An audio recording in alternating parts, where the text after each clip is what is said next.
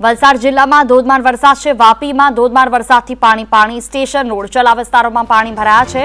Daman road railway અંડરપાસમાં પણ પાણી ભરાયા। દુકાનદારો અને સ્થાનિક રહીશો પણ પરેશાન થયા છે। વાપીમાં ધોધમાર વરસાદથી પાણી અનેક જગ્યાઓ પર પાણી ભરાવાના દ્રશ્યો અહીં પણ સર્જાયા। સ્ટેશન રોડ ચલા વિસ્તારમાં પાણી ભરાયા છે। જાવેદ ખાન સંવાદદાતા ફોન લાઈન પર જોડાયા છે મારી સાથે। જી જાવેદ, જે રીતે વાપી પાણી થયું, ક્યારથી વરસાદની શરૂઆત, શું વિગતો? આજે વહેલી સવારથી જ વલસાડ જિલ્લામાં મેઘરાજા ધોધમાર બેટિંગ કરી રહ્યા હતા।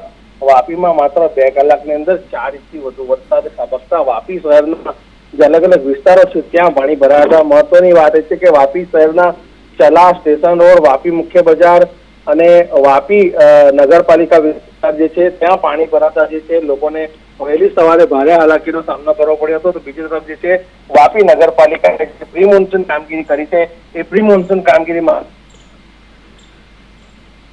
બિલકુલ, તમામ જાણકારી બદલ આભાર। તો દુકાનદારો અને સ્થાનિકો પ્રભાવિત થયા વલસાડ જિલ્લામાં સાંભળેલા ધાર વરસાદ।